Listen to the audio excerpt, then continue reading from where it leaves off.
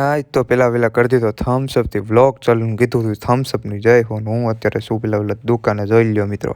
અને પછી હું નીકળી ગયો ઘરે ને જઈને કીધું ઘડીક આરામ કરવો છે તો આરામ પેલા આપણે કરી લીધો આરામ ને આવી ગયા શેરીમાં જોયું તો કોઈ નંબરે શેરીમાં કોઈ હતું નહીં. પછી અભયભાઈ મળી ગયા ને અભયભાઈ કે આપને દહીંનું લેવા જવાનું છે ભાઈ દેવા.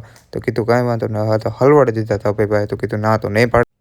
પછી હું વયો ગયો ક્રિષ્ના કોલ્ડ ડ્રિંક્સ આઈસ્ક્રીમ ત્યાં આપણે બેસી ગયા હતા. આપણે કીધું બધા આપણે આવે જ છે હમણાં તારા છોકરાને કહી દીધું મેં શું છે તારે પાવર નથી ને મોરે વી આવી મોસ્ટ વેલકમ.